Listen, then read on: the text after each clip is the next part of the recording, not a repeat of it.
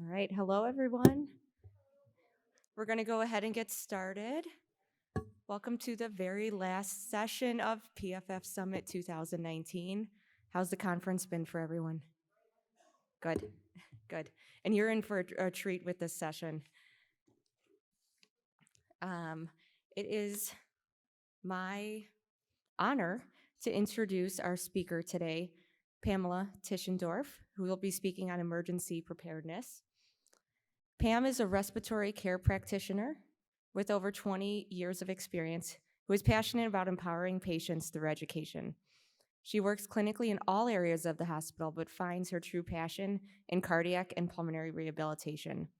She is a former group instructor and personal trainer who combines her medical background with her passion for fitness and nutrition to help patients and families focus on the little things that make a huge impact in their quality of life. She is a wife, mother of 2 boys, loves to travel, camp, be anywhere there is sun, and do yoga. She loves good coffee and good food. So please help me to welcome Pamela. Thank you. See where my clicker went? Oh, here we go. Can you guys hear me okay? Perfect. I do have some little fun things I brought, but we'll get to that. First of all, thank you so much. This is such an honor. I actually met Laura at last spring in Oregon, which is where I'm from, Portland, Oregon. So a long way from home, different weather. And I had the pleasure of meeting her and speaking at the American Lung Force. So I just am a total nerd speaking about this. This is a wonderful topic. I think that you either are extremely intrigued, maybe even a little bit scared, wondering what you can do and how this really can impact your life. And that's what this is all about today. So I just encourage you, even if you learn 1, 2 things that you can take home, then I've won and you've won as well, right? Being more prepared in a disaster. And we're going to talk about that. What really is a disaster today? And also, please let me know if you have any questions in between. We have a microphone, so this isn't like I just talk, we wait to talk all the statistical questions or whatever. If you have any questions, please just raise your hand and I want to hear what you have to say, okay? So I originally did this talk, 2017 summer in Portland. And that was an interesting summer for us. We had wildfires going on and some water issues. So we were in the middle of pulmonary rehab. How many people have gone through pulmonary rehab, kind of know what's going on? Basically, 36 sessions, combined exercise with education. Well, like most places around the nation, we have, traveling with oxygen, how to travel with lung disease, so on and so forth. It is all because of my patients that this created and started. So much so that empowered them to start traveling. Once talking with my patients, we said, Pam, we have to have a better idea. We want your lists. We want all your OCD things and your checkoff lists, because we were talking about packing lists, things like that, which I'll share with you later. These are all tangible things that you can take home. You could even just save them for a trip, so that if you ever were to get sick someplace else, or like myself, I'm in Texas now, but from Oregon, even though I'm well, I'm going to share with you my little emergency kit that I take with me here just in case I have a medical team that knows nothing about me taking care of me, which in some cases could be a big nightmare for most of us. Would you agree? I just want my own doctor taking care of me. So what we did is, and I found, is that we had such an eclectic background. I had a gentleman who had, before his IPF diagnosis, actually traveled on about a 3-week boat cruise, one of those fancy boat cruises. He got sick and had to deport in a province that they spoke no English. He had an exacerbation and ran out of medications. So we were really talking about a lot of different people in rehab, and then we had a couple guys that were RVers. One group was snowbirds, and they're like, I still want to enjoy my life, but I want to be prepared and ready to go. So really, I owe it to them. I had a picture of them. Unfortunately, one patient had died in our group, and another person we could not contact. So I didn't get the informed consent to show you their pictures, but it's a group of about 25 people that I literally owe this talk to them. We have now taken it to the emergency committee board, which I'm a chair at our 5-hospital system, actually 6 now in Portland, Oregon. I find it amazing that sitting in a group of emergency committee people, which is everyone from radiologists, pharmacists, respiratory therapists, nurses, CEOs, I mean, these are all the powerhouse of the hospital, right? The people running the hospital. They had no idea of how inadequate we are as people and as patients. And that if in a real disaster, we are going to plug up our healthcare system with people running out of medication, oxygen, and things like that versus being able to truly take care of the sick and ill and injured. So just something to think about. So we've now, as Legacy is a part, I'm going out combined with the fire and rescue, and we're engaging and really educating patients on what they can do to make themselves successful in a disaster. So that's what this is. What you see is advanced healthcare. This is a respiratory journal to your left. And I thought, okay, this is about a year later. I thought, oh, I was ahead of queue. I was ahead of the drive. No one was talking about it. It was very doomsday prepperish. We'll talk about that in a little bit. And then on the right, I think it says February 2019 as well. Costco, are you prepared for a disaster? And it was after one of the floods. So again, it's all out there. It's about what we are looking at and what we have access to. So just to show you that it's all out there. So again, I'm from Portland. We'll talk about weather in a minute. This was from my friend's Facebook picture. I used to work with her in Portland, and this was just September because I thought, gee, I have to think about what kind of weather and what kind of things are we exposed in Texas versus Oregon. It's a little bit different. This was the U of H downtown. My understanding is they had over 47 inches of water in less than 12 hours. So there was multiple floodings. On an EMS scale, they had over 567 calls in a 12-hour period. My husband's a firefighter. He would die. That's a lot of calls if you think, and those are the people that they can help. Can you still hear me okay? Perfect. Anyways, I thought that was great because it brought it back to local Texas because we don't deal with a lot. I mean, flooding occasionally in Oregon. We're not on tornado watch. We also don't have hurricanes. So that's what a lot of people say. I'm in Oregon or I'm in XYZ. I don't have to worry about this stuff. We don't need a cellar to run to, right? That's what we think of emergencies going on for that.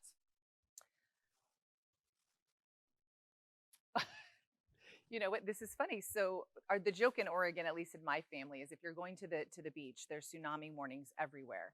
And there's, you know, little bells that go on, much like a tornado call. I've personally never heard one because only I think the locals at the beach hear the call. But it does, they had a false one that was a false, and they thought it was a drill, but everybody panicked and went out. But the bell and the siren obviously worked.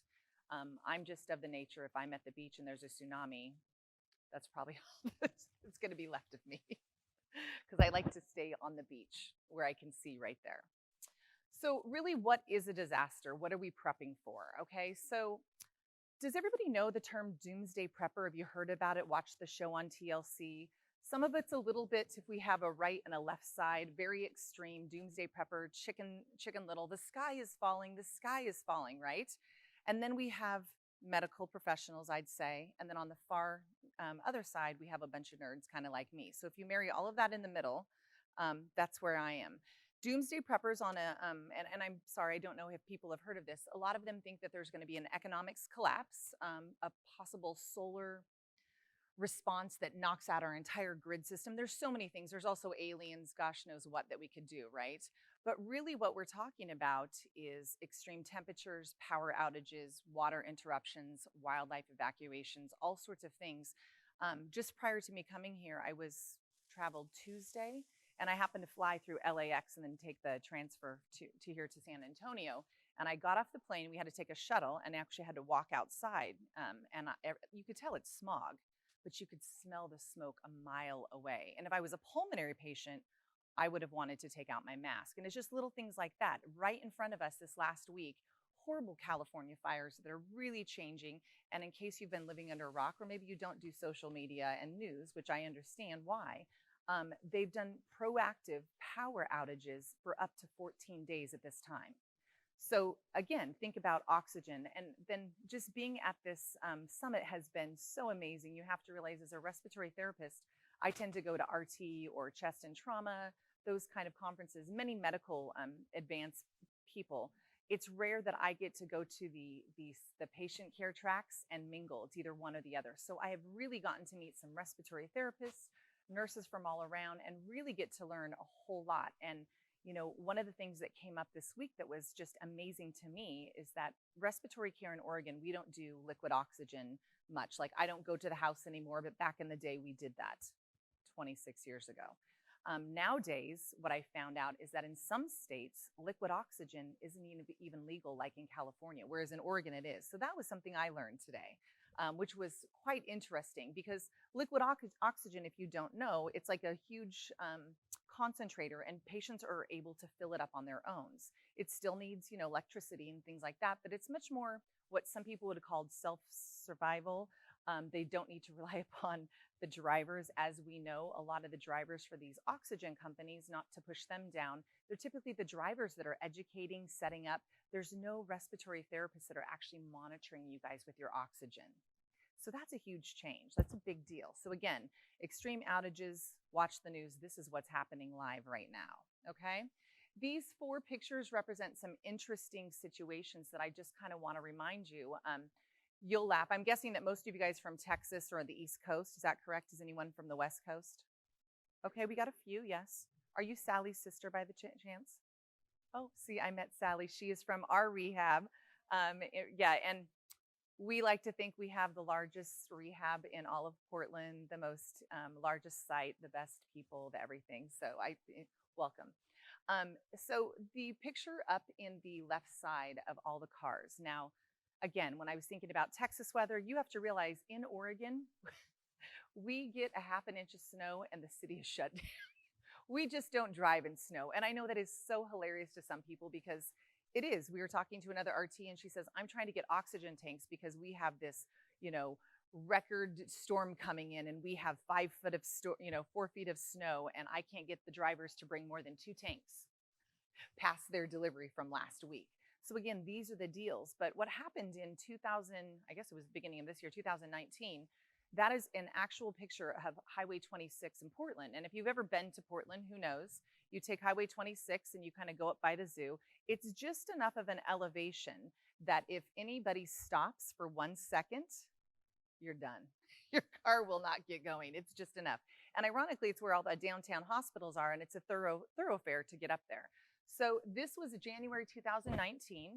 I work about 5 miles from that, downtown at Good Samaritan Hospital. Meridian Park, where Sally is from, where she does rehab, is about 15 miles maybe proper from there. People and I live a little bit off of there. It was taking people to get through that 10 hours to get home. We had an epidemic where people parked their cars. And again, this is Oregon. Remember, this isn't Vermont where we're used to snow, okay? So you have to take that in mind. People were then abandoning their cars, okay? Just leaving them on the side of the roads and in the middle of the road because they couldn't move. So for us, this was a real awareness of what's going on, right? The right you see is, of course, the California fires. That was the fire, or Paradise Fire, from last year. And then in the lower left screen, you see, this is Hurricane Maria. It's in I almost said Puerto Vallarta, but I meant Puerto Rico. They're still rebuilding. We seem to forget that Puerto Rico is part of the United States. We tend to forget that. And it was very interesting. They just now got power consistently about 9-10 months ago. This storm happened in 2017. That's amazing. Can you imagine being without power? So a lot of people, it basically took out their solar grid, and they had no way. So even if they did get power, then the storms and there was so much rain, it would short out what electricity they were getting. In this case, Puerto Rico, Hurricane Maria, they had aid immediately, right? The US comes in, they fly in, they have refrigerated medications, they brought stuff for diabetes, everything. However, they had no way, besides small coolers and large coolers, they had no way to refrigerate life-saving medications. So many lives were lost. And even if someone could get through, I'll share with you some Netflix documentaries that are fascinating to really experience what living like and experiencing a true disaster is and recovering from it. In Puerto Rico, what the problem was, they were getting maybe to people in the city, but some of the outlying people, they hadn't seen anyone in months because, bridges were, but they had basically homemade pulleys that they were pulling hollowed out plastic bins just to get stuff, food and toilet paper to their friends across the river. I mean, it's almost unimaginable. And that's a city in the United States. It's crazy. The last one was the city of Flint, Michigan, residents only. This was what really sparked us in Oregon the same year that I told you that we started talking about this in pulmonary rehab. So I can't recall the exact Flint, Michigan. I know it's some unstable water. It was contaminated for whatever reason. I believe it took about 3 months to get it completely taken care of. What happened locally in Oregon, though, that we all popped up with is that this is great if you can get bottled water, right? And then plus we'll go into what you're supposed to store according to the Red Cross, all those like that. Like how many of you have backup water at your home? Okay. Do you have more than 1 gallon per day per person that lives in your household? Good job. Good job. And you know, it's not about judging. It's not about bad on you. But again, this is all about awareness. You have to realize I'm also married to a firefighter. So we take the EMS and he's in charge of emergency services as well. And we have these huge gallons, which I'll share with you later, that are more portable. But he rotates those puppies out every 6 months. I complain that they're hogging up my garage as usual, but I'm very grateful that we have them and we had to use them. In the case of the water, though, in Oregon, we had one of the reservoirs, the water tanks, essentially was contaminated with E. coli or something. I can't even recall what exactly was. Created a huge issue. But the thing that really stood out to me, people were bringing their water bottles or those flasks, you know, that everyone carries around. They did not have bottled water. The city of Salem and Portland had ran out. So they were filling up water by using huge vats and, you know, these tanks that they had brought in, much like an extra fire water engine would hold. However, they would not let you refill them with a water bottle. So no one, because otherwise you would spill water, waste what they had. So no one, not one person, maybe 3 in the entire week's time, had an actual container that was fillable. So that created another problem. We have babies brand new. How do we mix their formula mix, right? And if you're not going to fill up this water bottle, you think, hey, I have a bottle, right? Let's fill it up. They consider that as waste. So what would we do? We need to think about outside the box. What would we do?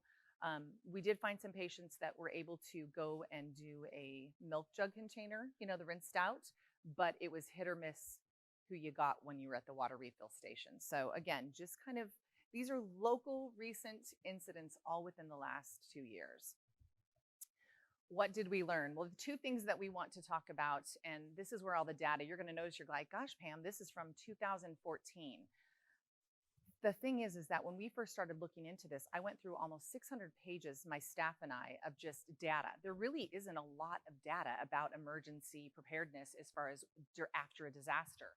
What I'm really waiting for is this to occur after Hurricane Maria starts changing. I think in a couple of years, we might start seeing some studies and some more information. What I do know is that if we back up a little bit, in the early years, maybe 2000, we thought we were pretty prepared, right? From a state, a federal, a national level, we are ready to go. Plus we have the military background, right? But let's remember the most 2 epic issues and events that ever occurred, 9/11 and 2005 Hurricane Katrina. That is when we really realized how poorly prepared we really were. There's things, you say those 2 times and things pop in and pictures pop into your brain. Of course, remember 9/11, my husband's a firefighter, devastating, just people running out covered in soot. I mean, those are some of the other ones and pictures that go to your mind, but I also remember watching Dr. Oz on Hurricane Katrina. There were so many people that had died in the flood, and because they couldn't even pull out and refrigerate their bodies and keep them in a humane way, bodies were laying over the interpasses and just blowing up because of the heat. As soon as the hurricane left, it was 90 degrees again, right? So remember, everyone was at that dome. That's what they were living. I mean, just think, if you're a patient, let alone a person, let alone a patient trying to survive and get what you need in that kind of situation, it really just makes you think. After that, we realized that since 2005, we have had nothing but an increase in frequency of disasters. They are coming at a rip-roaring time, and they continue to increase every year, like we just talked about, right? The fires now, we'll go on and on with the weather change. 58% of the ER visits after Hurricane Katrina in the New Orleans were due to illness. 24% of these were related to chronic diseases. So 25, basically a quarter of those people all had a chronic illness to begin with. And then more than 70% of the survivors had at least one chronic condition. So that means 30% of the entire history, or the epidemic of Hurricane Katrina in New Orleans, only 30% of the population was actually healthy and without disease or distress. That's pretty impressive, pretty impressive. People were not adequately prepared for more than 2 to 3 days. I'm not gonna lie, it's kind of like my son. My son takes some medication and he's 16. Frontal lobe is fully not developed. I try to say, okay, when you get down to be like the last 5 days, let me know. Because I don't like to be in a pickle. I like to do this. So the other day, right before I came here, he goes, Mom, I only have 2 meds. I'm like, this isn't good. What if something happened? What would you do? You wouldn't have your medicine. And he's my preemie baby, asthmatic, born to a respiratory therapist. So he is my problem child with health. So again, it's all those things. When you minimize your medications down to a certain day, you're like, yeah, Target, I'm going to go to Target, CVS, where I'm going to go. Wait for those last days. Then you're really putting yourself in a bind if anything happens, correct?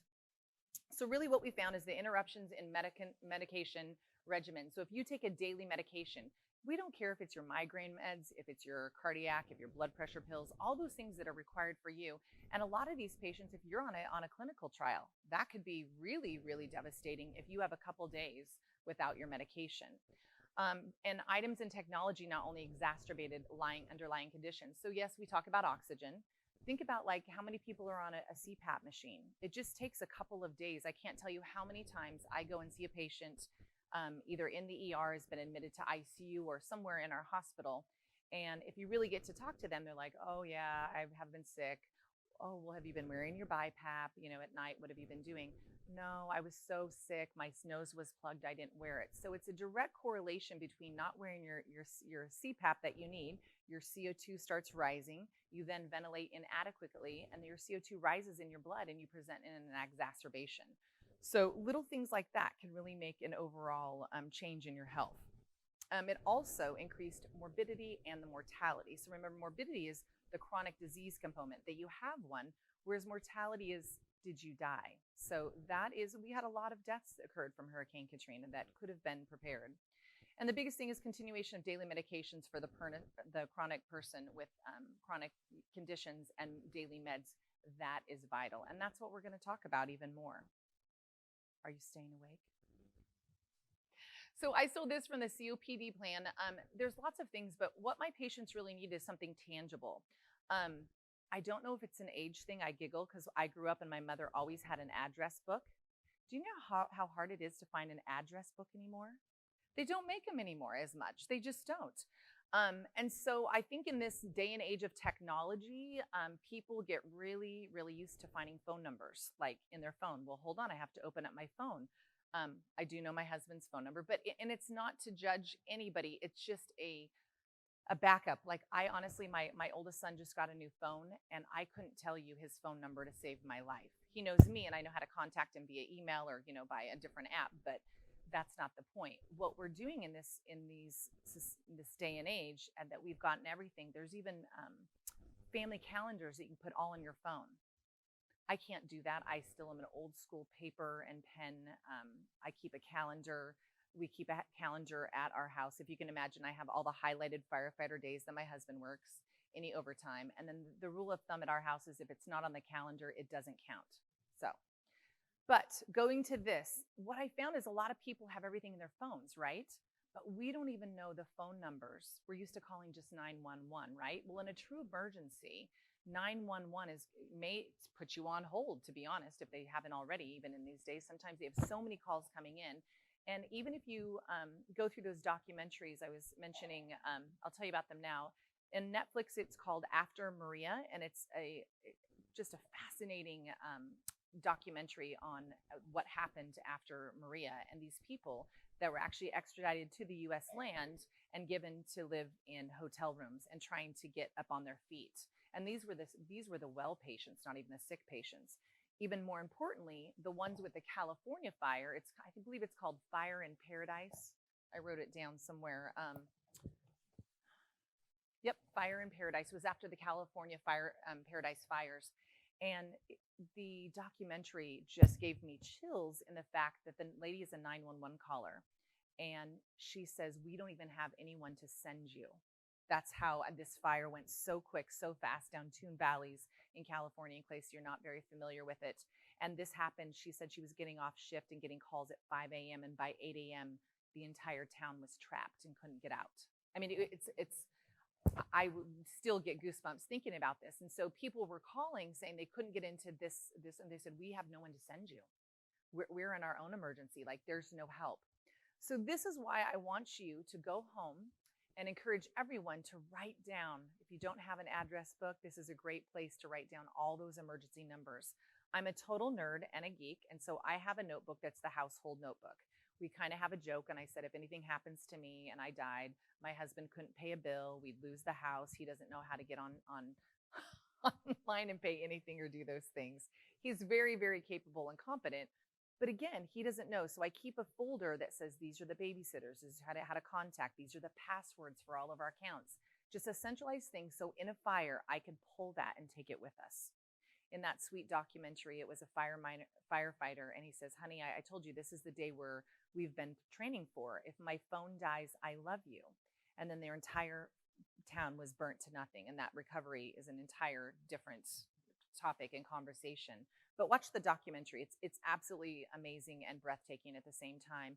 And he said the two things that I wish I would have grabbed was just some photos, like a photo album, because we have nothing, and they had kids. And he said, I wish I would have taken the cat because my wife loved that cat. And you just see these people pulling, bags and maybe smaller animals, horses going crazy. So it's really important for us to know what's involved. And I want you to see that, not to scare you, but to just instill in you how important it is. My favorite quote is, fail to plan, plan to fail. You can pretty much approach that to everything, whether it be what I'm going to cook my kids for this week. If I haven't made a plan, it's out the door. Whether it be fitness and you need to go exercise, right? You may have to make a plan, because if you don't have a plan, plan B isn't always a plan. I hate to tell you, sometimes that doesn't work. But really going back and really writing down each individual's number. So that way, if 911 is plugged up, the fire department, the police department, your doctor, all these things. As we'll go on, it says the propane or fuel company, the oxygen, your home care company. These are also very, very important numbers to have, not only for your family, because if you were unable to speak or get to that notebook or where these numbers are, your friends, family, and loved ones, or a neighbor, whoever checks on you or you feel is an advocate for you, they need to have this information so they can advocate for you as well, okay? Does anybody have, like, I've handed them out before. I didn't have them for this conference. In Legacy, we have those little yellow medical cards, and you just flip them out. It says, hi, my name is, my diagnosis, and it's basically a list of any of your medical conditions, and it's just a list of all your medications. Are you familiar? Most health companies have it. I'm always impressed. A lot of patients flip out like a laminated card with all their medications. They're really good. The reason I encourage you to do this is that, for example, if my dad was sick in the hospital right now, okay, whether he's ill, whatever, I would not know what medications he's on. So I tell all my patients, you fill that out for you so that when you go to the ER, that you have it. But then, like, Sally's sister knows and has exactly, if she can't speak for herself, maybe she's so short of breath, she can't even talk. And they're like, what do we need to do? She can just hand this information that we know is correct. Our hospital system has a medical system called Epic. But if your hospital system isn't in that and I'm taking care of you, we have a shared chart review. I could go through 40 minutes worth of trying to find all of your history through another company, whether it be the VA, Providence Health System, let alone another system. It takes me a while. And so having those is really critical. And I encourage you, so I keep one with me at all times of my family's medical meds and everything. So if someone can call, I can say, oh, hold on, he's had a heart valve replaced, he takes lisinopril, all those things. Give it to your neighbors, put it up on your refrigerator or whatever you want to do. Put it in a household notebook. I don't care how you do it. Just get it to the right people. So if you have a neighbor, sister, friend, spouse, whoever that can't be and someone has to be respite care, they can give that information to the ambulance driver, the firefighter, whoever needs, and they can get the information that's needed. Okay? Yes. No, please. This is what I love. So one of the what you just described is the old school version, but on the iPhone, there is an application that's on Yes. every iPhone with a heart in the In logo. the health app, yes. Most paramedics know that they can push the power button on your iPhone 5 times, Right. and it'll bring up your medical history, your who to notify in case of Your emergency, ICE, and all of your yes. prescriptions. Correct. So However, and I totally agree, in rehab, one of the first things we ever do, and for example, my dad's 79. He shouldn't even have a smartphone. He won't text. He doesn't know that there's the microphone. He won't even set it up. I find that in the hospital, whether it be an overdose or a respiratory patient, it doesn't even matter. I would find that probably only 40% of the patients actually fill those out. But you're exactly right. And that's why my next question is, do you have a smartphone or do you have a dumb phone? But that's a very good thing. I have heard through the cardiologist, there's also the app on your iPhone, in case you're unaware, for those of you who have, it can automatically track your heart rate. So if your heart rate drops, I was in yoga and was completely embarrassed. I didn't move, and I was in Shavasana, where you just lay there and meditate and reflect. And my alarm on my thing detected my heart rate and me not moving. And there was a guy actually in the media recently that his watch had basically saved his life. He was bicycling and out on country roads, had wrecked, and it sent an alarm response to his family. So there's lots of things that would work. But yes, you're absolutely right. I just wish that more people would fill it out when they set up their iPhone. Yes, Steve.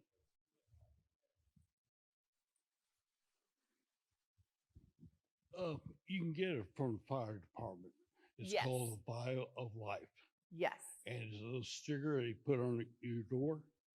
And paramedics, so it says fire department comes out. On your refrigerator, there's a like a Ziploc baggie. Mm-hmm. Tells all the medications you're on, Yes. any kind of physical disability, or your medical history. And I have right here, I got this one medical at badge? Walmart. It's a medical Yes. ID bracelet. Love Inside it. of it is a chip. Yes. That they can put into the computer. It has all my emergency numbers on it. Well, you were ahead of everybody else. Yes. If I only had more patients that would do that, I do have a lot of patients that have like the ID, the allergy, allergic to things like that. But it's always a challenge, but it's good. The more that you know, you're only going to take back your power, right? Because knowledge is power, but if you don't share it, it doesn't mean anything. So those are great, great, great. Yes. Is it Fire of Life, Steve, or what is so we don't have it in Oregon, but we just have a sticker. Can you recall what the Vial of Life? Vial, excuse me. Vial of life. Vial of Life. You'll have to look. I'm not really familiar with that. Yeah, but this is great. And this is another thing, when you get outside of your own little state lines, you get to hear different things. So I'm used to what the West Coast fire departments do. The other thing that I think is really important, and then I am amazed all the time, again, even being on the emergency committee, how many nurses and nurse managers. My nurse manager of our ER, she did not or wasn't aware, and no fault of her own. I said, no worries, but she goes, I had no idea that there is a form that you can fill out by your doctor saying that you need oxygen, electricity, or whatever that you need. Now, this is created from the COPD Foundation because that's what they put together. But we have forms at our hospital system that we currently, and usually all doctors have them, or at least can have access to them. What this does is this creates something on file, and then you make multiple copies, and then you would send it to your, let's say, your water, your fire, your electricity, like we have PGE. I don't know who does it here. People mostly think you have to be on a ventilator or something like really life-supporting. And that's not the case. This is part of that, and we've always known that, yes, for a ventilator, we need those. But I have even patients that just are on vents at night. So it just depends. We have a lot of trach patients that have came through rehab.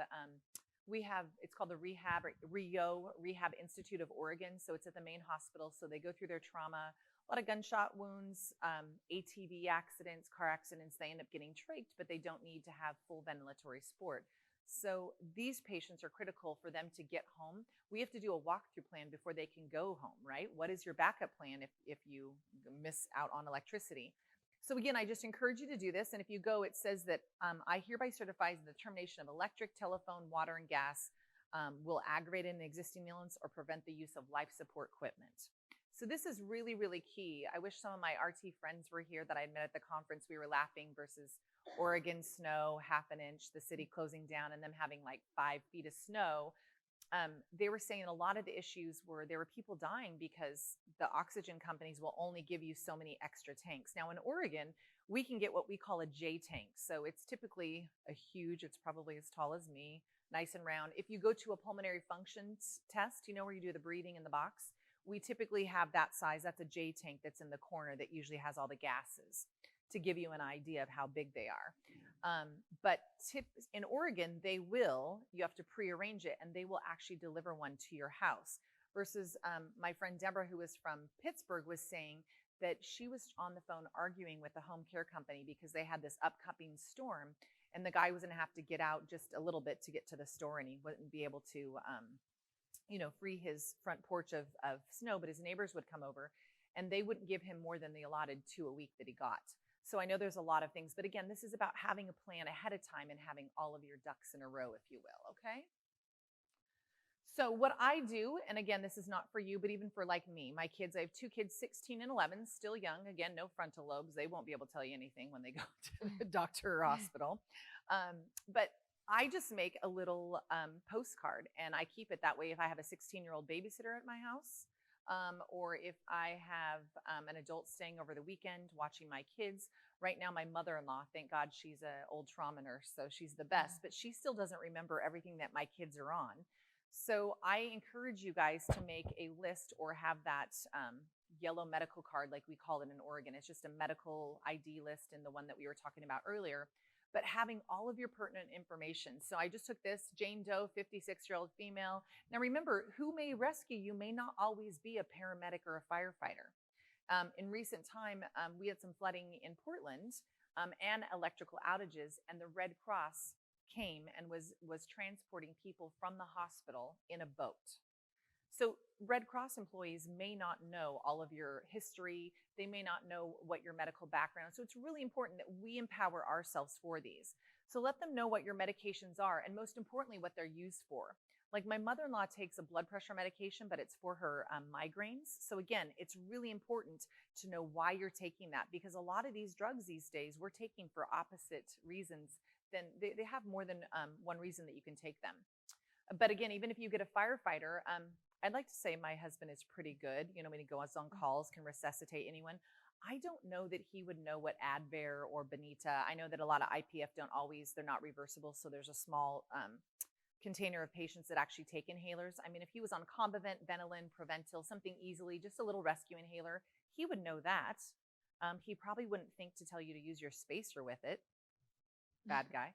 But again, it's just knowing who your audience is and knowing that you don't know who's going to first triage you in a true emergency. We've done a lot of triaging drills at our hospital. And again, we might have an MA. We may have a janitor do a very basic, like you would wear a tag, you're Jane Doe. You wouldn't have made this, but they will quickly triage you. You may not see a medical person right away unless you're a blatant injury, trauma, or they can see that you're absolutely sick. So again, it's important for you to advocate and empower yourself. Maybe write your pulmonologist or any trials you're listed within, who your primary care doctor is, your hospital of choice. I know that's silly, but remember, nowadays, I don't know how it works in Texas and so on and so forth. So if there's someone who can speak, we're no longer supposed to go on divert in our ER, which is kind of a joke because we can be crazy and they'll say the ER is on pre-divert. That means they're getting full, but we can't ever turn anyone away. But the idea is that if you really have a favorite hospital where you know your medical team, you can demand to go there even if they're on divert, but you have to request that. So just check with your hospital policies and so forth. But I want my pulmonologist to take care of me, the one who knows me best, wouldn't you, I'm assuming? And then just make sure you're putting allergies and then also any limits, balance issues. You need a walker if you can't walk and maybe you need a wheelchair. We'll go over those. But anything that would be pertinent for someone medically certified or not, to take care of you. This may be just a Red Cross volunteer coming into your house sometime, trying to help you get your animal, maybe a cat or something, and a few things of you out the door. And again, like the Paradise Fire, they literally had an hour and a half. They thought it was a little fire going. They did not realize the magnitude. Same thing when we had a forest fire. We have the Columbia Gorge. I don't know if you recall that. It happened in Oregon, and basically it's not a national park, but to us it is. It's where the Columbia Gorge meets Washington and Oregon, and it's an amazing area, and it completely was devastated. And that was the first time locally where we had evacuations, and they made the local community college, and they literally would go by. They didn't even time to knock on doors. They were yelling with the bullhorns. So again, time is of the essence. Get your stuff in a box. Again, I cannot emphasize enough about being proactive. That is so important, right? We don't want to be reactive. I want to have this in control. I want to control this.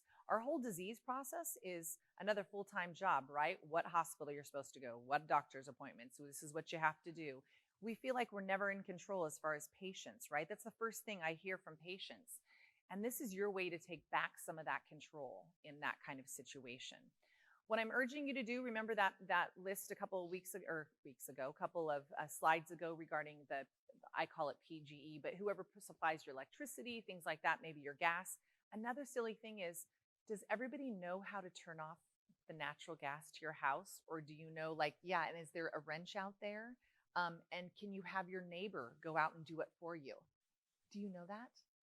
Huge fuel pumps in that Fire in Paradise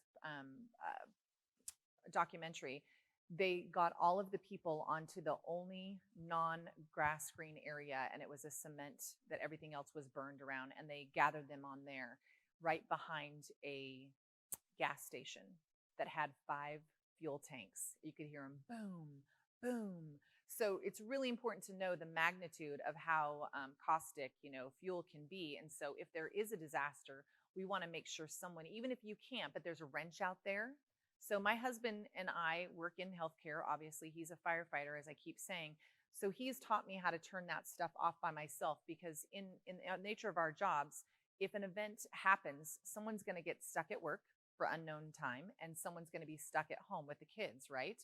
And we're going to have to survive and be able to do things to keep us safe, okay? So again, call those companies, tell them that you have special needs, tell them you have a CPAP or that you have oxygen, whatever your certain is, and then ask them, what is my plan? What is your policy and your protocol? And what can I do in an emergency? They will either email you, send you out exact specific instructions of what you need to do as these alerts come out, okay? Remember, all of this is a full list, but not a complete list. HMEs, O2 concentrators, CPAPs, ventilators, suction machines, electric beds. We don't think about those, right? And I'm not even talking about the really nice sleep number ones. My mother had MS, and in Oregon years ago, they lived out in the country and there was no power.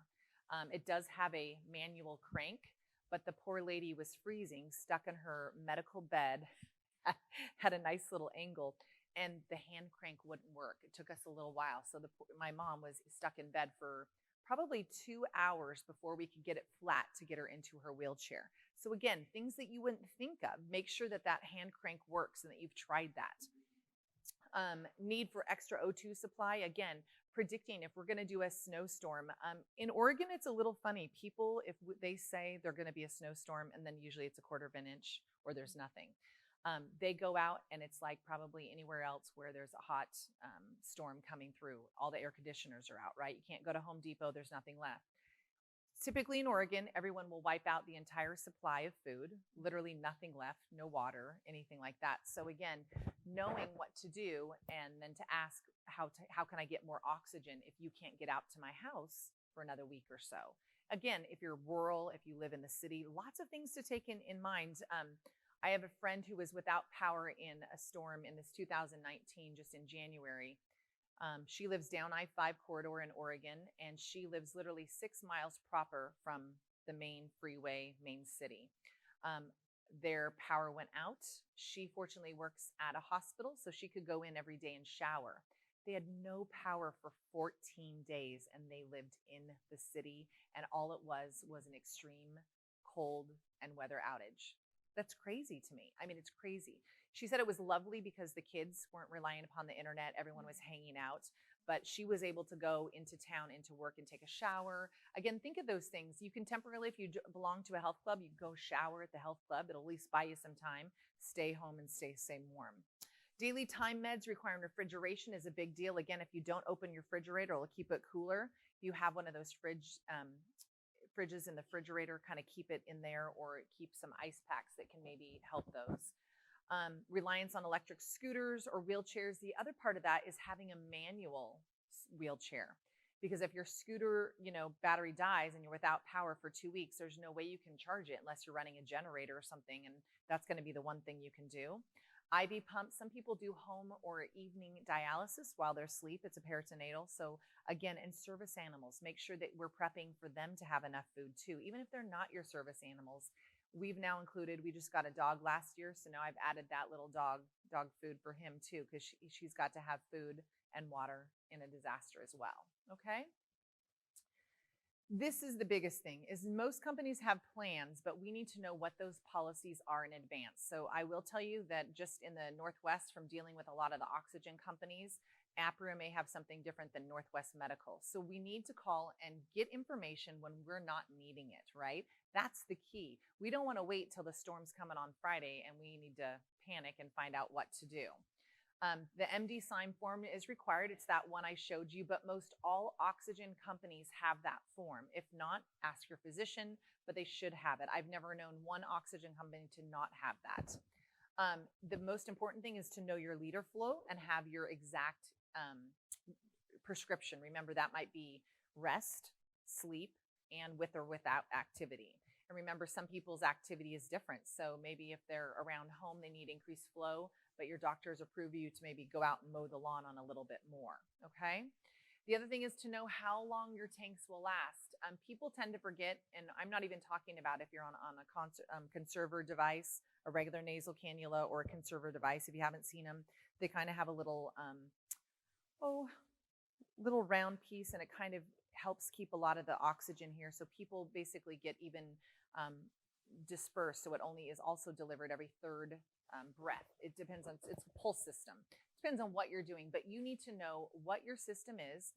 I don't recommend a conserving or a pulse system if that's any kind of what you rely upon in an actual emergency. You have to realize it's like the honeymoon. You'll be breathing great, everything will be fine, and then it's like, quick panic, let's get going. And what's going to happen? The first thing you start panicking, you're going to increase your respiratory rate. So the more your respiratory rate is, you're going to use more oxygen. It's the same thing as with your scuba diving. If you've ever scuba dived, my husband and I go out. He's got a really cool, long, deep breath. Of course, he's a man. He has bigger lungs than I. I don't panic, but I'm not as comfortable. It takes me a little while to go. It's the same thing as breathing oxygen in a tank. The more you breathe and frequently, the more quickly you will utilize your air. So again, really important to know how that works, okay? And then how many tanks can you store? Like we talked about, I don't know what the rules are for here in Texas or where you live. Our oxygen companies will make exceptions during storms. They would prefer to have them, and they will store J tanks. Look into this and see what you can do, see what you can have.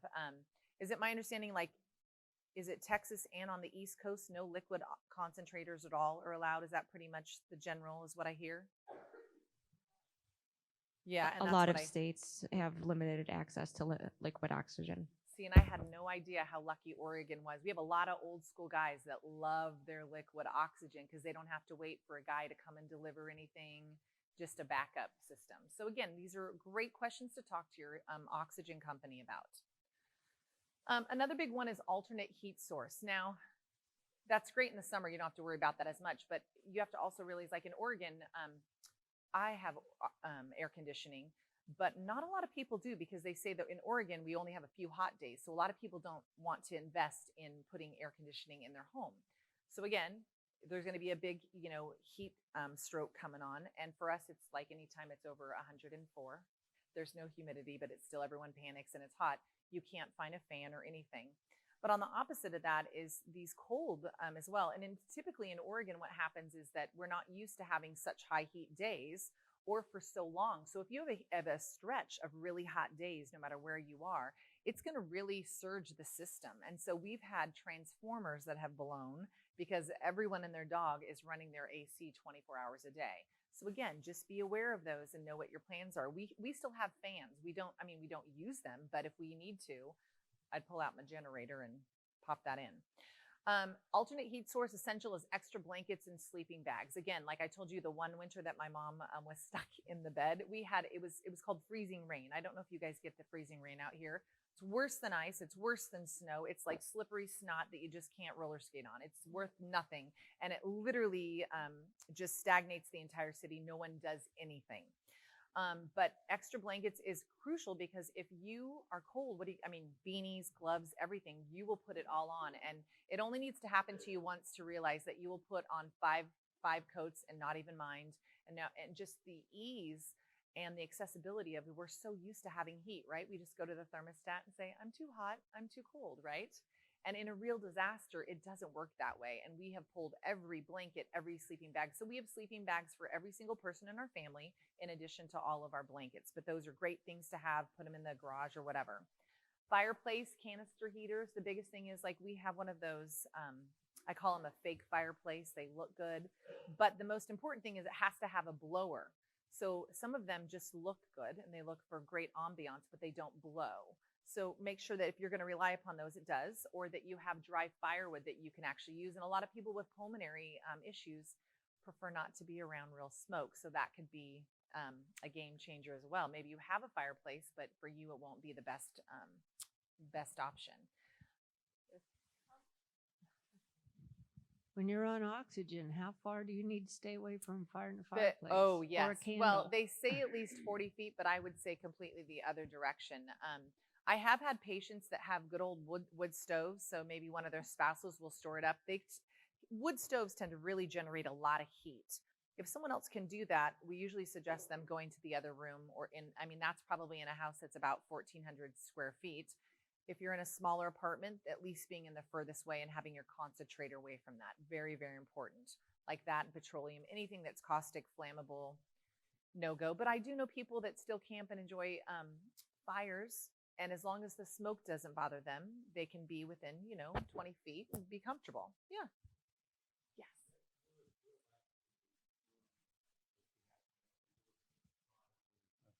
To get it started first. Yes. Wet wood will burn. It You will. have to It's give just it more started. frustrating. Yes. I don't know if it's an Oregon thing, but like, does anyone use Duraflames? Those logs that are, I know it's like, I don't have to, but if I'm by myself, I have learned how to get, and we always keep a little bit of things of, but he's right. Wet wood will burn, but any kind of dry wood is better. Can I just I'm Yes. Mary Strack from University of Chicago, and I'd be concerned about the wet wood being contaminated with mold. Yeah. There have been descriptions of bamboo being burned in Arkansas and young teenagers around the fire getting a fungal infection called histoplasmosis. So, if you're going to, your limbs are going to freeze, you might not have a choice. But all things being equal, if you're going to be around a fire, you really would want the wood to have been actually, kind of kiln dried.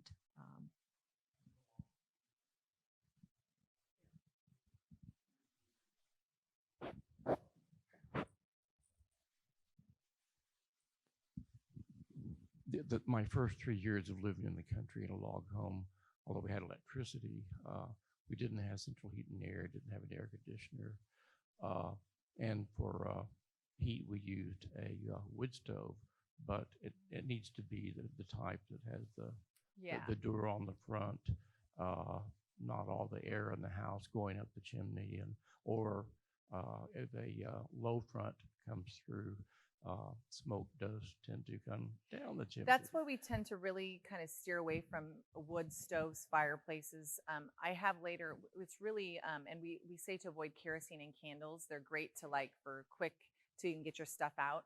But I actually have some space heaters that go off. They can't be tipped over, that my husband has, that we keep in our house. And those are much safer choices, basically. We don't recommend that, but if you're stuck in a bind and it's between stay cold, but you have to remember that any kind of smoke is not good for anyone.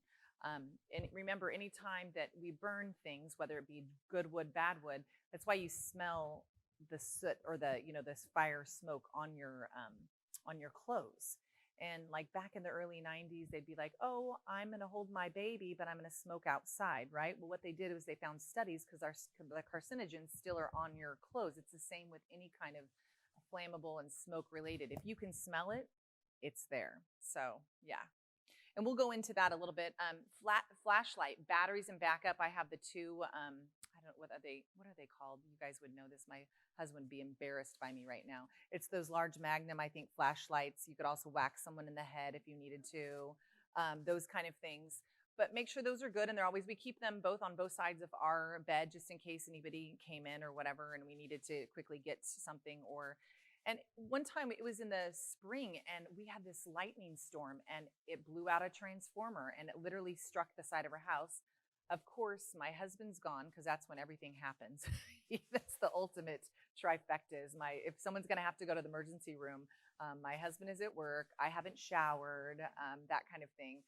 And my son had this big state play, and I just gotten out of the shower, dripping wet head. I mean, drying myself off, and I realized this is not good. And it's, of course, dark as day out. It's about 4 o'clock. So I did my best, got us dressed, and then met him at school. And we had to hang out at like Red Robin the rest of the night till the school play because I had no other option, But it happens, and then you're in and out, and you got to have it. So at least I had flashlights to get around and get me into my closet, get me dressed, so at least I can make it to my son's event. Scooters and wheelchairs are fully charged, but again, like I said, it depends on how long. How many of you guys have generators? Nice. My husband is like the annual emergency service guy, goes out once a month, fires it up. I'm like, what's that noise? And he's like, oh, got to test the generator. And generators aren't going to save your life, but they're definitely going to make you a little more comfortable. And the idea is that you could charge your scooters, your things like that. You could run nebulizers. You could run some things for a while. We do it in the sense that I could even just at least keep a room warm, make a pot of coffee. Lord help me, in emergency, I still want my coffee, right, in the morning. So those kind of things, but a generator is helpful. They can be costly. We don't have anything crazy. I think ours is a mid-size one. These guys would know the what is it? Yeah, I don't even know how many, but we'll show you one later. And it's not the big Honda, but it's the amount of output and how many. So ours wouldn't run my entire house, but it definitely would run a room, and you could get by and do well on that. Keep you comfortable. That's the key. Keep you comfortable. And then a cane walker nearby. They used to say in Asia a lot, you never know when there's going to be a earthquake. And I lived in Asia for many years, and that's why the Japanese always keep their slippers by their bed. And so that's another thing, because if you had to get out in emergency, we would have to grab your shoes, or if they're at the front of the house like ours, at least something to protect any broken glass, things like that in any kind of an event. I know it sounds silly, but you think about it and you're like, that's really not so silly, is it? Oh, I went back. I apologize. So this is what it comes down to. What is the treatment or the RX? What is the prescription for the ultimate, right? What we have found through all of these disasters is there still is no really hardcore agreed upon amount of time that we need. We have really varied from the Red Cross, which says about a 1 week for most supplies, to some entities are saying up to a month. That's a lot. That's a lot, right? So the American Red Cross recommends a minimum of 1 week supply of all meds, and I talk about with patients at a long verbal breath. We go into entire education series, talking to your physician, saying, what can I do? Can I get an extra RX? And then we sometimes prescriptions and medications, as well as insurance steps in. They're like, you can't do this. So there is ways to work around it. You need to include your physician with you. I've been able to get standing prescriptions for certain medications for my son, so that I don't need to go to the ER in the middle of the night. So I always have a standoff of prednisone. I have a nebulizer, because I was going to the ER at 4 in the morning, and it would cost me $600, and all I needed was some medications. So it's good to keep those in mind and know what's going on. The biggest thing is emergency meds for a lot of our cardiac and pulmonary patients is like prednisone antibiotics in case something happens, a broad spectrum, and Lasix if that's what you're doing. If you're without your Lasix and you normally take it, it's not going to take that long before you're not breathing well, and then we're all in a different emergency. So it's very, very important. Food and drink. Food is a 2-week non-perishable supply. Water is a 2-week bottled supply. Again, that's 1 gallon per day per person. Show of hands again, how many people would have food and water prepared for their family? And that's okay, but again, it's just to highlight if we're really ready. A lot of people say, oh, I have 2 jugs, right? We got the milk jug, the 1 gallon containers. That's a great start, right? It's better than nothing, but I just want to drink all the water I can. I don't want to be limited by how much I can, or if I have to share it with my boys, things like that. Food is really getting to be a good thing. We always tend to have, I have boys that will eat anyone under the table. So we have a lot of canned things, but in a real emergency, after a couple days, you don't want to be eating canned beans and canned tuna. There's things like that. Nowadays, you can buy on Amazon packs of food kits that will stay up to 2 weeks. My husband has learned a lot. We have a high Mormon population in my particular city area, and he has learned so much food storage preservation from the guys that he work with. It's amazing. My husband is almost bald. Good looking guy, thank God. I came home and he had my hair straightener out, and I thought, what are you doing? And he had 5-gallon jugs from Home Depot, the buckets that you can fill. And he had learned from the guys that he worked with to fill beans, rice, whatever, pasta, in a cellophane container, and he hot sealed them with my hair flattener. So why didn't you just use an iron? He goes, oh, it's way easier. That's what they said. They just use all of their wife's hair straighteners. And it's a fully sealed container. So in one corner of our closet, we literally have 7 containers. It's oatmeal, rice, pasta, beans, everything. And then we still have a couple of, I don't know if you've been to Walmart or whatever. I've even been to Walmart, and they have these big gallon containers of dry cans that are basically all you add is water, and you could have eggs. Wouldn't taste the best, but at least you have a variety instead of beans and tuna fish. But I encourage you to look on those, and if you have any Mormon friends, ask them. They have some great secrets and some great, great ideas for storing food. And again, like I said, I wouldn't want to eat tuna fish for more than a week. Right? Well, and that's another thing we'll talk about. The car is really important too. We talk about your gas tank full. Remember the first picture I showed you was all the cars were stalled, right? Then you warm your car up, you try to keep yourself warm, things like that. We'll go into that. My husband has been good enough to make me a bug out bag for the car if I were to get stuck in the car. So thank him. How many people right now, even if your car isn't with you, wherever it is, I'm not talking rentals, but back at home, how many of you keep your gas tank more than half full at all times? Nice. Okay. So I want you to think about, though, if you were stuck in your car, what would we do without oxygen, right? And then, so a lot of people, we encourage them to carry another tank. Remember, keeping it always laying down, not upright, things like that. I've seen some crazy things, also some ingenious things, but a little bit of crazy and dangerous things, I will admit. But also, if you have one of those battery-supplied nebulizers, if you're someone who needs to take a nebulizer 4 times a day, there's a small subsidy of patients actually are reversible and tank bronchodilators, but if you were to need to do that, would you be able to do that in your car, right? We need to have those kind of battery chargers in. We keep a battery one that we can just plug in the car for my son, just in case I'm out and about, or if we're doing a big trip and I don't want to take the huge nebulizer with us. But again, in your car, having food, blankets, and water. So I have a backpack that my husband has stored. It has one of those emergency blankets. This isn't going to cost you a lot, but again, just thinking outside the box. Someone with lung disease is going to breathe faster. You're going to get cooler quicker, okay? And then you're going to be playing the how much gas do I have? Do I warm up? What do I do? Then your phone will die. Then you'll have to charge your phone to keep you entertained, because then you'll want to be, texting with your friends or telling them you're okay or not. So there's lots of things to deal with. My husband, not that it would be my choice, but at least I would have food. He's put in a couple of Cliff Bars, and I think he put in 3 bottles of water. But you can put them whatever you want as long as it's perishable. Something easy, think bars, something just in case you get stuck into your car. It would be a wonderful thing to be able to pop that open and go, right? There's nothing worse than getting stuck on the interstate and you can't go anywhere, and it could be hours. And it's been helpful also. We've had a couple of semis rolled over. I just saw in Texas here, the whole freeway was banned up. There was a double trailer 18-wheeler that clogged up the freeway the night I got here for 16 hours. So people were not even going one of the directions. So again, I guess we can't see this on this whole thing, but that's, oh, it is. So this is really what we made for my patients.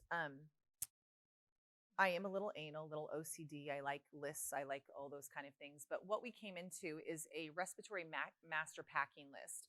And this is something, so like I told him, my RV friends, he wanted to go and he had gotten some extra prednisone and antibiotics, because all it takes is a quick call. Hey, Dr. Bloom, I'm not feeling well. I'm at the beach. I'm on a trip. You don't want to, like, so he knew what he had to do. And he said, thank God I had my stuff. I could just start my prednisone. I did my nebulizer. I woke up that morning. We got in the RV and we headed home, because I didn't want to be sick and stuck at the beach, right? And have to delay care, because otherwise that was going to be another 8 hours before he got home to his doctor, maybe went and saw him or called him. They called in a prescription. So start those conversations. Hey, can I have an emergency prescription? What would be an okay antibiotic? Of course, I'm not going to take it without communicating with you, but this could be for traveling internationally, could be going for a conference, could be an emergency. You can use it many different ways. But if you see, they're each under different categories. Mainly is the oxygen, so all of your backup supporting the wires, things like that. I've seen patients that really get it tagged appropriately, all the chargers, and have certain bags for like just your oxygen stuff, which is helpful. Backup cords, chargers, accessories. The other thing you want to remember when you're traveling or an emergency is H2O, or water for humidification, right? It's bad enough if it's dry, but if you're used to humidification and you need it, don't go without that. A dry mucosa makes you more at risk for getting viruses or getting sicker. Generators on there, questionable. If you have one, that's a great place to use it, but the CPAP machine and all cords. I made a simple list of first aid. The car, with kind of what we talked about, water inhalers, extra jackets. It's a great way. I take so much stuff to Goodwill. I'm a Goodwill person. We keep a bin at home. Everything doesn't fit or I don't like anymore, we just go. Instead of just giving your stuff to Goodwill, take that old jacket that maybe has a little stain in it or something that you wouldn't wear out to dinner, put it in your car. Okay, great way to just kind of utilize what you have instead of going out and buying new, unless that's what you'd like to do. The other thing is your plug-in nebs, like we just talked about, a plug-in phone charger or an extra battery source. Have you seen those extra external chargers? They're like an external power, and basically they're charged, and then when you run out of your juice, you just charge your phone into that instead of having a hot place. That will at least get you 2 to 4 hours typically on an iPhone that you're not texting or surfing the internet on. I don't recommend, when you're low on battery, just FYI, not to Google and search, because it will drain your battery more. Portable 2, we talked about gas tank half at all times. A Mylar blanket is one of those what we call emergency blankets. It's that silver one that you run off of after the marathon and they wrap you in, okay? Any blanket will do, but the Mylar really traps in a lot of heat, and it's so, like, you get them in a package at Walmart and they're like $1.99, and they're so flat and they're so small. It's just an easy, safe way to keep with you at all times. One of the biggest things I'm going to tell you about is emergency O2 reminders, because in a true emergency, if anything happens, oxygen, right? What if your generator fails? What if you are done? You're on day 5 and we have nowhere to go. We need to remember there's certain places that run on generators. Where are those places? Firehouses, police stations, colleges, schools all have generators, and hospitals, okay? So in a true emergency, what you could do is you could walk into any one of those places and say, listen, I'm not ill, I'm not sick, I'm just going to be without oxygen. Can I please come use yours? Plug into there, bring your concentrator. We have community rooms, at least in all of our fire stations. They are more than happy to do that so that you can continue on. Any urgent care, as long as it wasn't a true disaster like a earthquake, something like that, they all have piped in oxygen. You could go in and just plug in. No different as when you're coming to see your favorite respiratory therapist and you need a PFT or something. As soon as I see someone on, I'm like, turn that tank off, save it, give it to me, let me plug you into the wall, right? Go off of my oxygen. Same kind of criteria. The other kind of funny thing is that we tend to forget, ADA, the American Disabilities Act, requires all hotels to have a main floor, large disability bathroom that has outlets. You can always go into any hotel, even if you're not a guest, and say, this is an emergency, I need to use your ADA bathroom and charge my concentrator or get your oxygen going or whatever you need to do. So those are some other little little sneaky things to kind of remember in a true emergency, because everyone's going to be dispersing and going other places. It's going to be important to know. We talked about inhaler, spacer, nebulizer, anything that you may do. The other thing that I have listed under the neb liquid RX is antibiotics, prednisone, anti-nausea, and any other inhalers that you may need. Now, this is a conversation with your doctor, what would work with you. But again, it's so that you don't have to get to somewhere, or let's say the bridge has collapsed, right? You're stuck at home. At least you can start a regimen of getting okay, starting an exacerbation, and keep in contact with your physician. But those are meds that you would need to pre-discuss with your physician. I personally travel with these every time I leave the country and anytime I go. I'll show you, I brought some of my stuff that even for me, I'm by myself. I just didn't bring the nebulizer because the kids aren't with me, but I even carry my own important meds, and I'll share with you why. General meds, or even colds, think about cough drops, all those things. And it seems so like, God, this is a huge list. It doesn't have to be the whole cough drop bag. Put a couple in a medical bag. Nasal saline, I can't swear enough by. I was the weirdest lady on the plane doing my nasal saline all the way there, all the way back. That way I don't get sick, I breathe well, my mucosa stays soft, I'm good. But bring all those things in case you need it. Sometimes just a little bit of Benadryl or whatever it is okay for you to take. So you have those and you can rest and recover in your hotel room or where you're staying and not have to run out to and find a pharmacy or some kind of place to get it, okay? And I just put a couple down for skin, hydrocortisone, and then the biggest thing is belly stuff. The biggest reason is, like, let's say you got food poisoning, okay? Whether you're traveling or you had this tuna that you stashed from 2002 and you decided that it was all you had to eat, and maybe that makes your belly upset. We tend to not get sick just from eating the bad food. It's all the dehydration that comes along with it. So I travel and encourage all of my patients to travel with electrolyte replacements, either hydration salts, Pediasure, all those things, anti-diarrheal meds, anything that is okay with you and your doctor, okay? But it's really important because it's usually not the illness that gets you because it's a food poisoning. It's the staying hydrated so it doesn't tip you into another problem. And that's really the key, okay? I'm going to show you this, and this is my dorky share, and I can pass this around. This is just it's called London Soho. I think I got it at Target. It's nothing big, but this is my personal bag, and this is what I brought to Texas. And in the back, I just have, bandages, butterflies, just in case anybody gets ill. I have Band-Aids. I have hydration salts in case I were to get dehydrated and couldn't stop vomiting. Some of my patients even carry anti-nausea suppositories because if you're really that sick and you can't keep anything down. So discuss with your doctor what's best for you. This isn't pretty, I'm sorry, but I have earplugs in case I have a noisy neighbor. I have Pepto-Bismol, a couple of cough drops, some Benadryl. I also found this stuff that I love to travel with. It's called Umka. It's like a derivative of elderberry. It's kind of like Zicam, but on steroids, if you will. And it's just a natural product that you would take once you start getting sick. So I always travel with it just because I don't want to be on the plane and go, oh, it's getting it. I keep a nose spray, maybe some, in Oregon, we cannot get pseudoephedrine or Sudafed without a prescription, thanks to all the meth activity. And so you have to have a prescription. So I always just keep a couple in here because probably like you guys don't think about that. But so they sell I don't even know what it's called. It's a derivative of it, but it just doesn't drain your sinuses like it is. So take that stuff with you. And then I always travel with, this is just some amoxicillin. I probably need to replace it in 1 year. And I keep some first aid Neosporin in here, and that's just with me. And I'm a pretty healthy person, no illnesses. And this is what I travel because I don't want to be inconvenienced. But I have a bigger one for my kids, and we keep all of their medications in there. So I really encourage you to find something that works for you. The other thing that I like to talk about in this talk is that when we are traveling, whether it would be a forced evacuation or whatever, but especially travel, I had a couple of incidences, and again, I'm a healthy person. I go to Mexico quite frequently. We have a place down there, and I came back, was fine that morning, had been in Mexico for probably 10 days, went to the Delta Lounge, had a cocktail and a little bite, and then got on the plane, felt great. I vomited the entire way from Puerto Vallarta to San Francisco. And because I had my stuff in there, I thought, oh, I'm fine. I didn't get sick while I was in Mexico, so I put it in my checked luggage, right? Walked on the plane. I have my aspirin, like my Benadryl, the basic stuff. I am hurling the whole entire time, miserable. This has never happened. I've been traveling a lot all over the world. The ladies are like, can I get you anything? I said, just please give me some 7-Up, and I'll be fine. And I was just mortified because I'm puking the entire time. It's very embarrassing.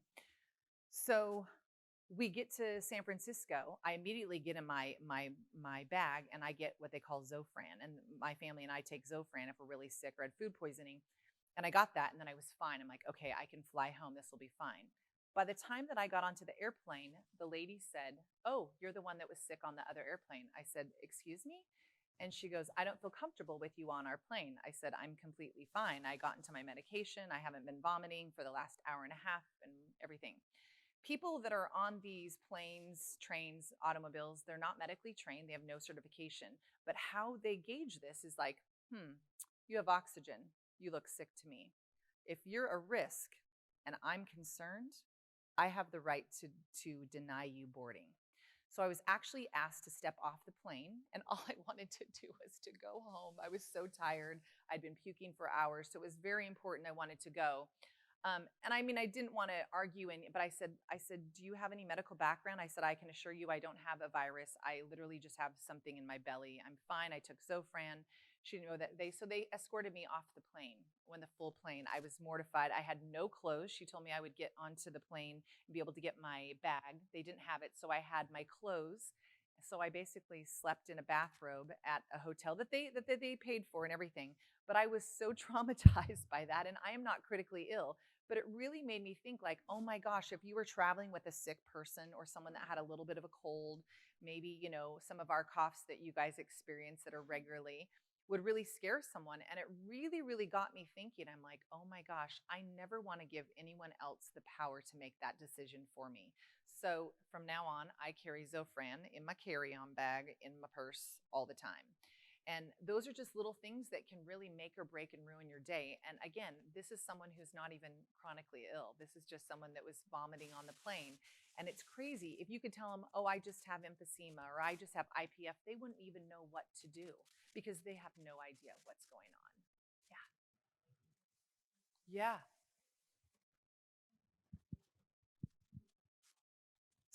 She really gets them bad. Yes. Big coughing spells.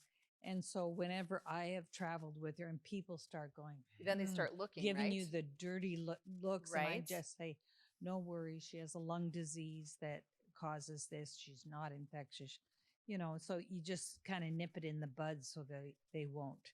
It just makes you think though, right? Yeah. And that's the thing is that the aviation staff, it's an FFA rule that if the stewardess determined that you are a risk to them and their flight getting from A to B, then they can ask you to unboard.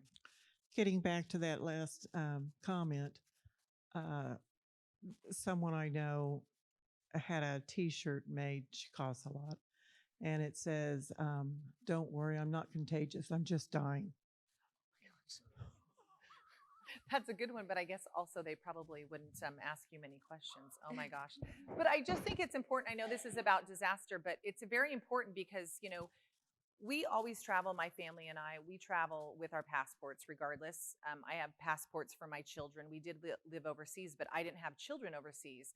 But just in case I had to evacuate anything, I could get on a plane and get out of town. That's the real reason I have a passport. And I don't want to have anybody, no one, not even my father or my mother, anyone, be put in that situation where someone that is uneducated and doesn't know takes away my rights.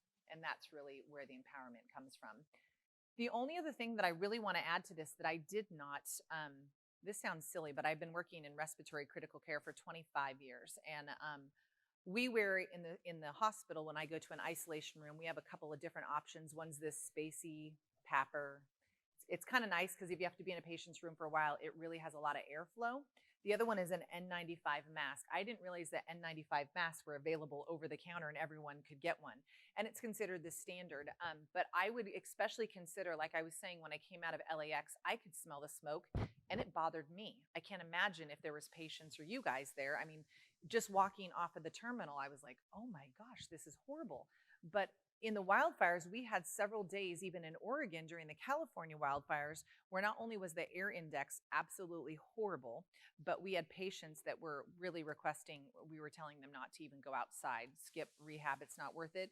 But a lot of times the debris, those N95 masks, what I encourage you to do is that they really have a small filter system so they don't let anything in. So those are the things that you would want to, if you were in a wildfire area or smoke and those kind of debris, that's the kind of mask that you would get. Pam, we Yeah. have a question about Yes. how people can access your wonderful master list. Oh, yes. Well, my understanding is that all of the slides and emails will be available to everyone afterwards. So all of the presentations will be available. So this will be on YouTube about mid to late December. So you can certainly access it that way. I'm happy to give them my email, or would you guys like my email? I have no problem. You can email me. It's my name, Pam Tishendorf, TISHENDORF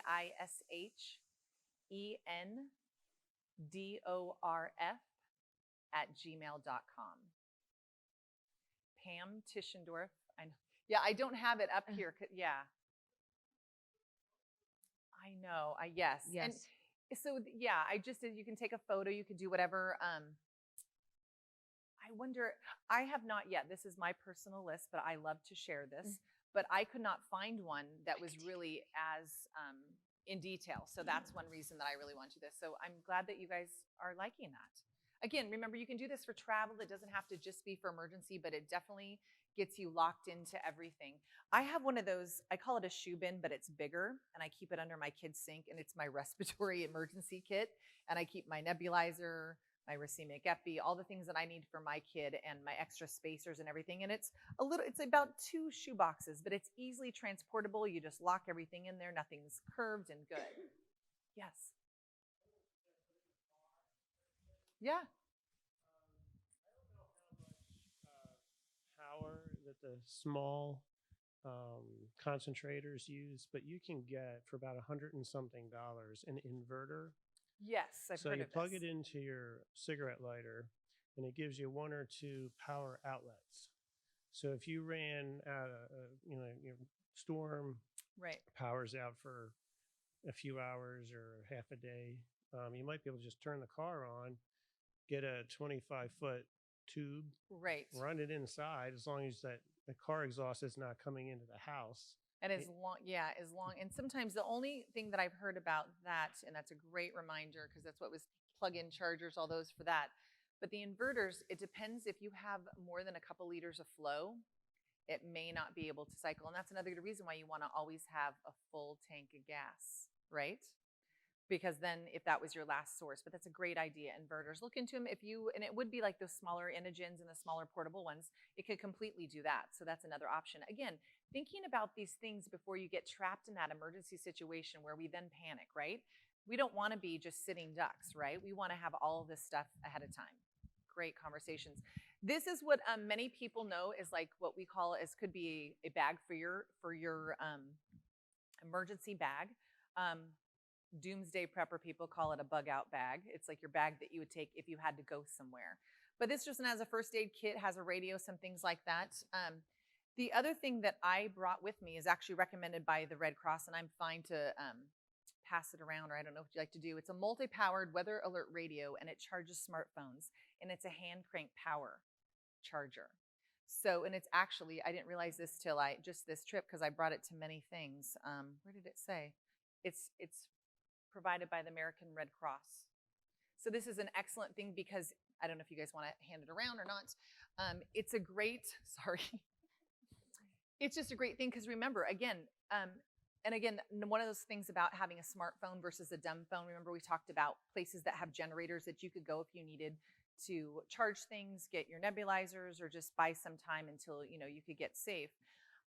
The other thing is that I learned being on the emergency committee, I'm in social media, so I have Instagram and Facebook. My son reminds me that only people over 40 have Facebook. I don't care. It's how I keep in, but he told me that that's the new thing. Only young people have Instagram, but I do not tweet. So I don't have that app. I'm not a tweeter. You know what that is? Same thing. However, even if you don't tweet, if you make up a tweet handle, I learned in my emergency committee chair, we had one of my husband's from his fire department, Tualatin Valley Fire. We had their basically spokesperson come on, and he's now our spokesperson at the hospital for emergency.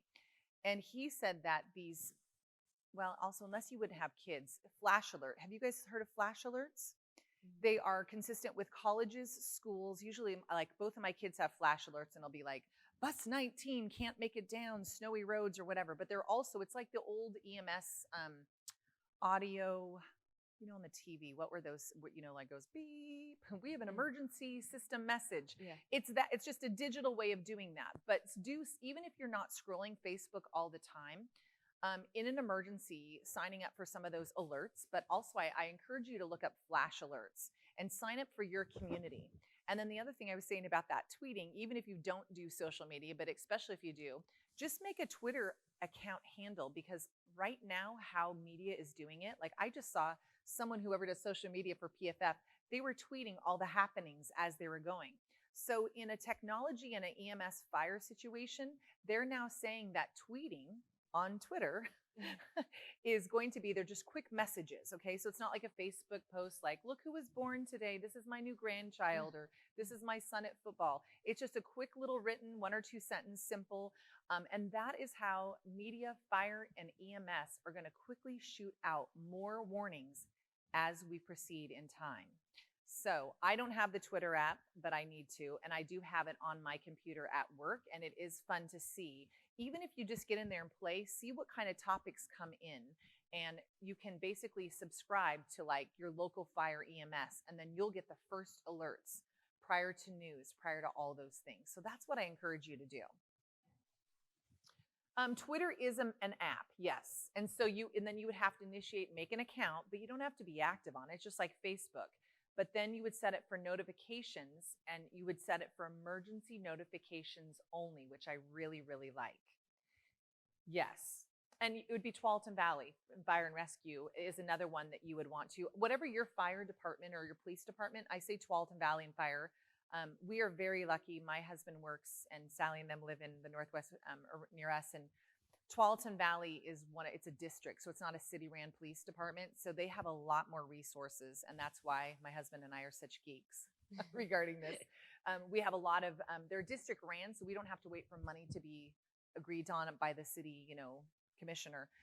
And so they really are about customer service and preparing everyone. So that's kind of what's came out of this, is that we're now going into to the community and prepping everyone how to better prepare and do these things, because everyone is so ill prepared. Yes.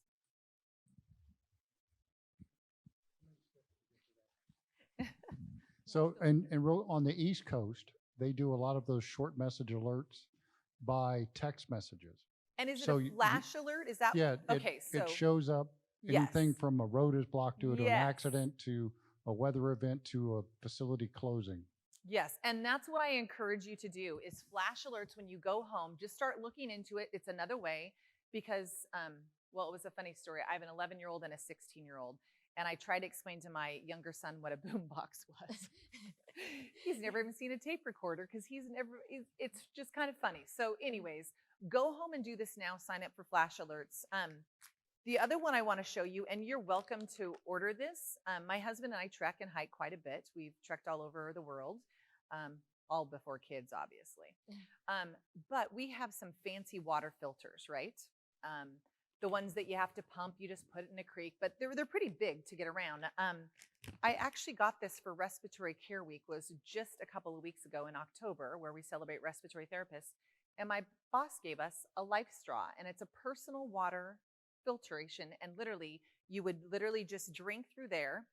You're welcome to open it, but this is a device, and I believe it's I think it was under $15.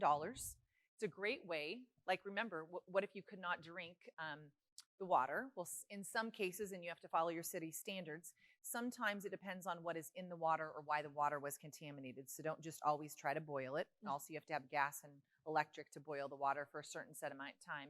There are things also in severe doomsday prepper information out there where you would treat the water with like a drop of bleach, wait for a little amount of time, and there's certain directions for, but that be very specific. Again, doing it prior to. But I had that, and I was so amazed by this life straw, because if you've ever seen a water filter that like really does it, it's about 2 feet long, and you got to pump it, and it takes a while to actually utilize it. So this is something very negligible. So back to when we were talking about fireplaces, this is actually the, what's it called? Mr. Heater Buddy. This was what my husband got for us, and these were the aquatainers that we store. Now we have another aquatainer that we keep that's probably, I don't know, it can probably hold, this has 7 gallons, so I'm gonna guess like 10 gallons. It's a little thing, but these again are easier ways to keep and maintain. And then the little buddy heater is basically, you just feel, you know those like Coleman, yeah, like, you know, you put on your Coleman barbecues. Well, we have a whole bunch of those, and you just pop one of those in there. It's an automatic turn off as soon as it's off, so it's a very great and safety wise. And in addition, it automatically goes off, and it goes off if it tips over. We've even used this inside of our trailer because there's no gases to detect. You just need an open area, not an enclosed, but a travel trailer works fine too. And we have another one, and that's why I also recommend too, these are great when you have no electricity, and they're really easily to go. Versus I have another one that just, you have a plug-in, it looks like a small box fan, and you can just plug it in, and it blows hot air. But when you don't have electricity, this is perfect for a smaller room to stay warm, not be miserable. And then those are the actual aqua containers that we keep in our house. Sometimes what is recommended, and this is a whole, I could go on and on and on. They recommend that you actually rotate your water every 6 months is what the practice is. So if we haven't used it by that, I take that whole thing, and then we have our camping water. There you go. So there's lots of ways to use that, or just start using it in your kitchen. But those are 2 things that, and the aquatainers, my husband said he got them at Walmart. They're under like $10. Again, remember in the earlier of the part of the talk, we were talking about the Salem water, and they could not have any bottles that actually would fill up. So you need a larger container. The idea is they don't want water to leak and be wasted when we're already rationing water. So they're looking for a legitimate container, and they would not turn you down there. And that is it. What questions do you have for me? I hope you were entertained, maybe at least learned one thing. I usually do this under 1 hour, and it's like, so I'm just so pleased to have had the time to really answer questions. Yes. There's an earthquake or something where there's a lot of dust or particles. It's good to run the water through a rag into a clean container. Then you go to the straw. Yes, very, very good. This particular life straw actually filters out all of that. They filter out things so small that you potentially, what the company says is you could basically put sawdust, stick your straw in, and still it would filter down. Have to look into that one. I got in the wrong business. Yes? We worked for a while keeping equipment for I'm sorry. And my daughter did a really cool thing. She had Thanks guys for coming. She had a sweatshirt. She sewed the bottom of the sweatshirt, and then you could just throw it over your shoulders for warmth. You could also tie it, and then you could put bottles of water. You could put anything that you had to carry. Just really a good idea. So easy. Well, and it's really, this is why I love rehab for us too. If you haven't done it, or even if you've done it, you can even look and see if you can do it again. The camaraderie around the people and the ideas. Half of these things and what was this whole talk, again, I can't inform enough, is that this was brought on my patients and what they wanted and what they needed and what they were looking for. So the more heads together, the more powerful we are, definitely. Thank you. I think we have 1 more minute for one last question, if you like, sir. No, it's one of those Coleman propane. Yeah. Propane is less to leaking. It's not as flammable. It's more contained because you actually screw in the device, and it's considered a safer form. And yeah. I just wanted to thank Pam for coming and sharing all those great ideas. And it's clear with the engagement of everybody that it was really well received. So thank you very much. Thank you. Thank you for having me.